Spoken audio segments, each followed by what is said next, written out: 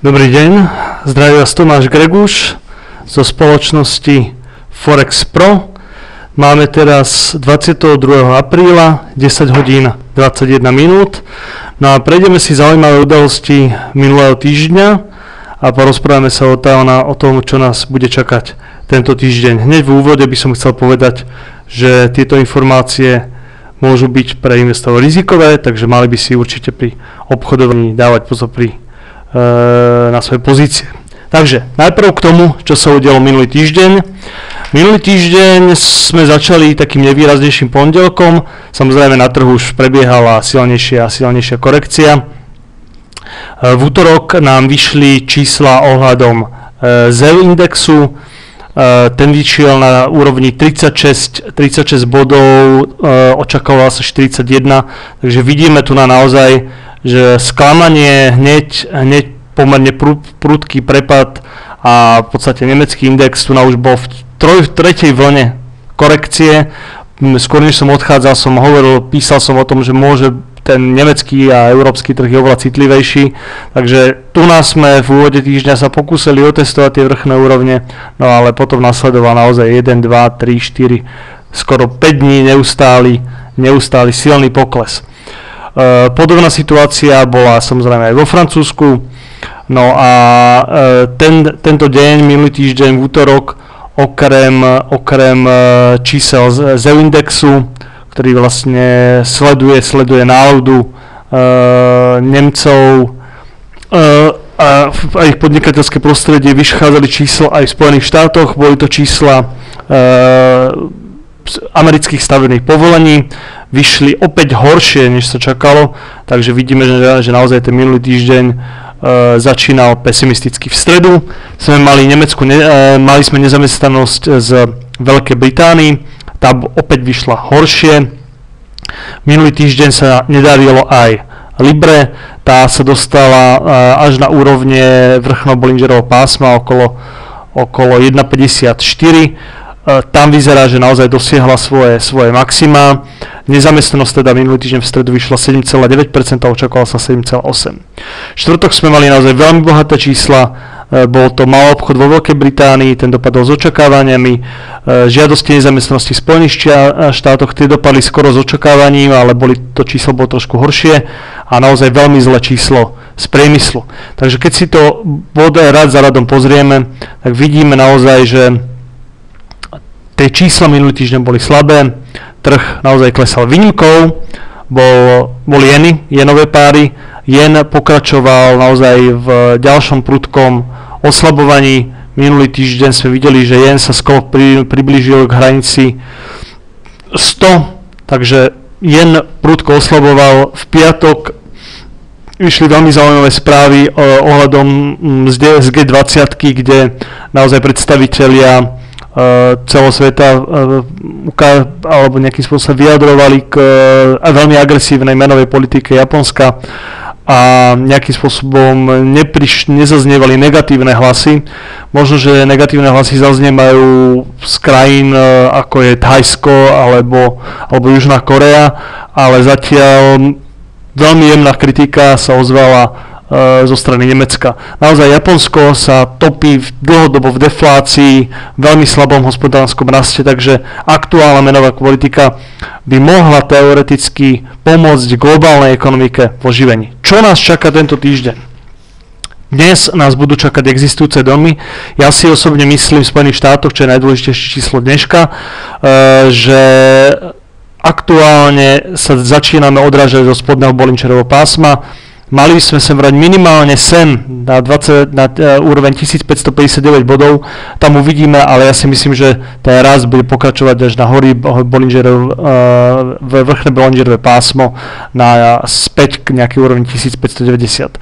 Na DAXe je situácia trošku zložitejšia, tam ten výpredaj bol oveľa silnejší, jeho dynamika naznačuje potenciálnu možnú krátkodobú zmenu trendu. Oscilátor nám dávajú už signál na nákup, podobne aj RSI.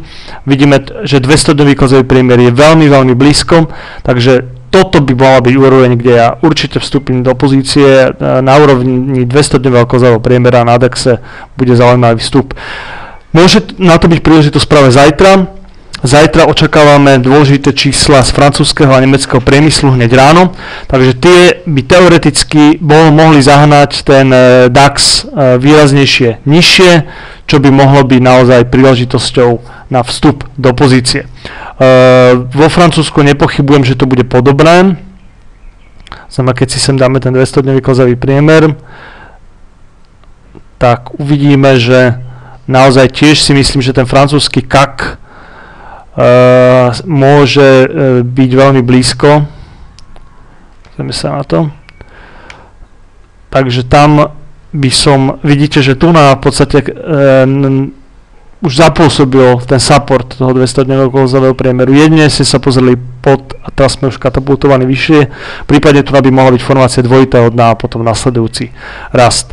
Vo štvrtok sa budú vyjadrovať japonská centrálna banka k sadzbám, môže tam opäť zaznieť niečo viac k plánu, ale čo sa týka japonských jenov, už by som bol extrémne opatrný, uvažoval by som nad realizáciami ziskov a očakával nejakú silnejšiu korekciu. Vidíte, máme tu formáciu dvojitého vrcholu a naozaj tá obrovské rally posilujúce, oslabujúce jenu, myslím si, že pomaličky môže chladnúť a môže čakať minimálne pokles na nejaké úrovne 97,50. V piatok žiadne zásadné čísla sa nechystajú, povedzme si ešte niečo krátko k eurodoláru. Eurodolár si našiel naozaj dno okolo týchto úrovní, vrátil sa nad 200-dňový klzavý priemer, ktorý aktuálne pôsobí ako support, okolo ktorého oscilujeme.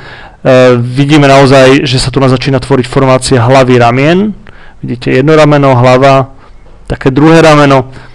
Tá línia krku je niekde tu na, takže ako náhle by sme prerazili úroveň okolo 1,3150, môže nasledovať veľmi prudký posun smerom hore. Veľmi zaujímavé pohyby boli na zlate. Takže vidíme, že vy všetci viete, že zlatu som bol dlhodobo veľmi negatívny. Spomínal som, že si myslím, že bude sledovať 1300 tento rok a naplnilo sa mi to veľmi rýchlo. To zlato kleslo až na 1320 bodov. Aktuálne vidíte, že klesá 200-dňový klzavý priemer. Teraz by som očakával, že zlato sa bude vracať späť. Bude nasledovať nejaký short squeeze, ktorý by mohol nasledovať až nejaké úrovne 1500 bodov a tam by sme mohli naozaj zasa vidieť nejaký posun vyššie. Vidíte, že RSI vo vlnách postupne klesá nižšie, takže možno aj RSI nám v budúcnosti môže dať signál k tomu, že kde znova vstúpiť do nejakej krátkej pozície. Takže okolo nejakých 53 bodov. Teraz aktuálne to zlato je naozaj okolo RSI 33, takže stále veľmi výrazne prepredané. Pokles zlata je samozrejme spojený s klesajúcou infláciou, ktorá v Amerike je tesne nad 1%. Americký FED má výhľady až na 2,5% infláciu, takže môže v svojej politike uvoľňovania sadzie pokračovať. Prečo dochádza k tomuto poklesu, alebo prečo došlo k tomu poklesu minulý týždeň? Myslím si, že korekcia je vec, ktorá je naozaj zdravá, normálna. Vidíte, keď nastane takto prudká dlhodobá rally, ten trh okolo historických maxim zvykne vždycky nejakým spôsobom korigovať. Aktuálne si myslím, že stále burzové indexy majú našlapnuté vyššie, rastieme, ale už trh prestáva byť tak silný ako predtým a myslím si, že pomaličky treba uvažovať nad tým, že v budúcnosti treba prehodnotiť svoju stratégiu. Takže, tak ako hovorím vždy, dávajte si pozor na svoje pozície, dodržiavate money management a želám vám všetkým veľa úspechov.